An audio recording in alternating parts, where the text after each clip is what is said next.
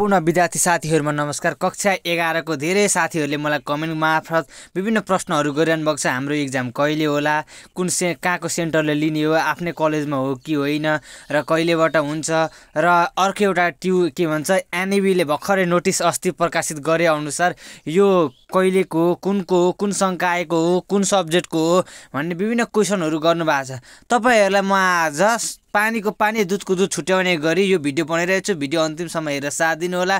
तपाई यदि कक्षा 11 मा हुनुहुन्छ भने तपाईहरुकै लागि यो भिडियो, यदि तपाईको दाजुभाइ दिदीबहिनी इष्टमित्र बहिनी भाइहरु हुनुहुन्छ भने उहाँहरुसम्म यो भिडियो पुर्याउनको लागि शेयर गरिदिनु होला, कमेन्ट गरिदिनु होला भन्दै ढिला नगरिकन विषयवस्तुमा लान चाहन्छु।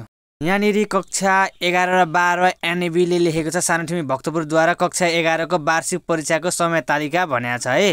र यहाँनिर लेखेको छ राष्ट्रिय परीक्षा बोर्ड परीक्षा नियन्त्रण कार्यालय सानोठिमी भक्तपुरद्वारा 2080 सालमा सञ्चालन हुने कक्षा 11 को साधारण संगीत, ललित कला, संस्कृत विषय समूह समेत तथा प्राविधिक विषय समूहको तर्फको ग्रेड वृद्धि एवं आंशिक परीक्षार्थीहरूको रजिस्ट्रेसन नम्बर सुरुका 72, 73, 14, 75, 76 भएका विद्यार्थीहरूको लागि मात्रै हो यो रुटिन भनेको है साथीहरु। बुझ्नु होला। तपाईको यहाँनिर म्यानेजमेन्टहरु यता साइन्सहरु यो पर्दैन। तपाईको यहाँ चाहिँ प्राविधिक, अब तपाईको कुन विभिन्न प्राविधिक फिल्डहरु हुन्छ नि त 11 12 मा हो, त्यो सम्बन्धीको मात्रै तपाईको एक्जाम भनेको चाहिँ कहिलेबाट हो भन्दाखेरि जेठ 9 गतेबाट हो भन्ने कुरा तपाईले बुझ्नु पर्यो। यो कुराहरु चाहिँ तपाईले एकदम ध्यान दिनु पर्यो। र सुरुको अंकहरु तपाईको पुरानै 11 तपाई पहिले पढ्नु भएको थियो, तपाई फेल हुनु भएको थियो र तपाई पुरानो विद्यार्थी हो, तपाईको रजिस्ट्रेसन नम्बर सुरुका दुईवटा अंक 72, 73, 14, 15, 76 बाट सुरु भएको छ भने तपाईहरुको लागि पनि हुन सक्छ यो। त्यसकारणले गर्दाखेरि तपाई यदि म्यानेजमेन्टहरु, साइन्सहरु, यता एजुकेसन सब्जेक्टहरु लिनु भएको छ भने कक्षा 11 12 मा यो तपाईको लागि होइन। तपाईको एक्जाम चाहिँ कहिले हुन्छ म तपाईलाई भन्न गइरहेको छु। सरासर ध्यान दिएर सुन्नु होला। सबैभन्दा तल वा भनेर यहाँ लेखेको छ कक्षा 11 का नियमित रजिस्ट्रेसन नम्बरका। नियमित भनेको तपाईको रेगुलर। यदि तपाई भर्खरै कक्षा 11 मा 10 बाट 11 मा जानु भएको छ, रेगुलर हुनुहुन्छ भने तपाई रेगुलर हो, त्यसलाई नियमित भन्छ नेपालीमा। र त्यसमा चाहिँ रजिस्ट्रेसन नम्बर सुरुका 2 अंक तपाईको 80 छ भने तथा ग्रेड वृद्धि गर्न चाहनु हुँदैछ, तपाई 11 मा अझै नम्बर बढाउन चाहनुहुन्छ भने रजिस्ट्रेसन नम्बर सुरुका 2 वटा अंक 77, 78, 79 भई परीक्षामा तोकेको ग्रेड वृद्धि प्राप्त गर्न नसकेको परीक्षार्थीहरूको कक्षा 11 को वार्षिक परीक्षाको बोर्डको सम्बन्धित कार्यालयहरूबाट प्राप्त हुने सिम्बल नम्बरका आधारमा सम्बन्धित विद्यालयले आफ्नो विद्यालयमा मिति 2080 साल जेठ 15 गते देखि असार 15 गते भित्रमा विद्यालयको अनुकूलतामा परीक्षा सञ्चालन गरी मूल्याङ्कन नतिजा प्रकाशन एवं ग्रेड सहित प्रदान गर्ने कार्य समेत गराउनु हुन सूचित गरिन्छ भनेको छ। यहाँबाट तपाई के बुझ्नु हो भने तपाई यदि रेगुलर हुनुहुन्छ अथवा तपाई रेगुलर होइन ग्रेड वृद्धि हो, तपाईको के भन्छ तपाईको मार्क्स कम आएको थियो, अहिले बढाउन चाहनुहुन्छ, तपाईको सुरुको अंक रजिस्ट्रेसन नम्बर सुरुको अंक 77, 78, 79 छ भने तपाईहरुले चाहिँ अब तपाईको एक्जाम कहिले हुन्छ भन्दाखेरि जेठ 15 गतेदेखि असार 15 गतेको बीचमा तपाईको आफ्नो कलेजमा सम्पर्क गर्नु होला।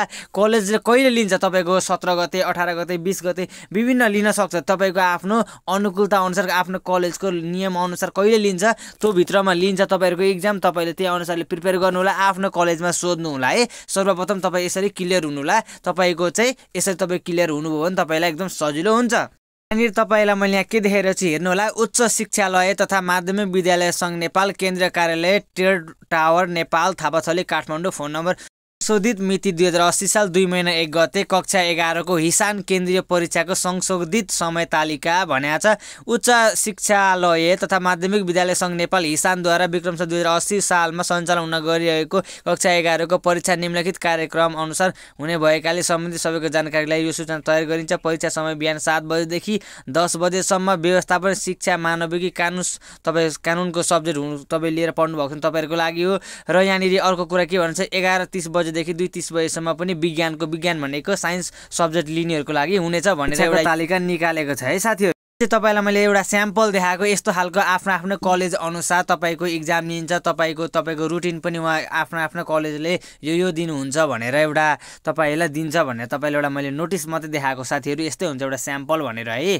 यहाँनिर नोटमा के भनेको छ भन्दाखेरि हिसान केन्द्रीय परीक्षामा अनिवार्य सहभागिता जनाउने हिसान अन्तर्गतका सम्पूर्ण मावि कलेजहरूलाई सूचित गर्दै आवश्यक समन्वयका लागि जिल्ला कार्य समितिलाई निर्देशन गरिन्छ। साथै केन्द्र परिवर्तन गरी परीक्षा सञ्चालन गर्ने मावि कलेजहरूलाई प्रोत्साहन गर्दै 1-2 परीक्षा केन्द्रमा परीक्षा सञ्चालन गर्न सक्ने जानकारी गराइन्छ। परीक्षा फारम बुझाउने अन्तिम मिति 2080 साल जेठ 5 गतेसम्म चाहिँ तपाईँले फारम भर्न सक्नुहुन्छ भन्ने कुरा पनि गरेको छ।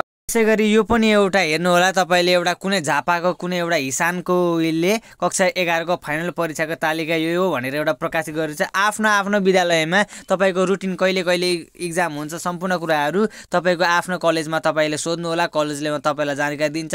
तपाईँ ढुक्क हुनु होला, तपाईँले म्यानेजमेन्ट सब्जेक्ट लिनुभएको छ, एजुकेसन सब्जेक्ट लिनुभएको छ, विज्ञान सब्जेक्ट लिनुभएको छ, कानुन सब्जेक्ट लिनुभएको छ र तपाईँ रेगुलर हुनुहुन्छ, होइन भने तपाईँ 2 अङ्कको रजिस्ट्रेसन नम्बर तपाईँ आंशिक हुनुहुन्छ अथवा तपाईँ ग्रेड वृद्धि गर्न चाहँदै हुनुहुन्छ भने तपाईँ 2 अङ्कहरू 77, 78, 79, 80 वाला तपाईँ जो हुनुहुन्छ 77, 78, 79 सम्म तपाईँ हुनुहुन्छ भने तपाईँहरूको भने चाहिँ तपाईँको इक्जाम भनेको कलेजले लिन्छ। कलेजको कहिले भन्दाखेरि जेठ 15 देखि असार 15 भित्रमा हुन्छ है। तपाईँ ढुक्क हुनु होला, तपाईँ सम्पूर्णले आफ्नो परीक्षाको समयमा संयम भरेर मजाले पढ्नु होला, मजाले इक्जाम दिनु होला। सम्पूर्ण साथीहरू पास हुनु होला। मेरो सम्पूर्ण साथीहरूलाई शुभकामना छ। साथीहरू मजाले पास हुनु होला, तपाईँले सोचेको भन्दा बढी मार्क्स ल्याउनु होला है साथीहरू। यही थियो मेरो शुभकामना र हाम्रो च्यानलमा तपाईँ नयाँ हुनुहुन्छ भने अझैसम्म च्यानललाई सब्स्क्राइब गर्नु छैन सब्स्क्राइब गरिदिनु र बेल आइकन पनि दबाइदिनु होला र कतै बुझ्नु भएन भने कमेन्ट गर्नु होला। यो चाहिँ तपाईँलाई मैले स्याम्पल देखाएको भनेर पनि मैले भनिसकेको छु साथीहरू। आफ्नो आफ्नो कलेजमा चाहिँ बुझ्नु होला है। यही थियो आजको महत्त्वपूर्ण जानकारी। हस्त नमस्ते। यहाँ यति बेलसम्म तपाईँले साथ दिनुभयो त्यसको लागि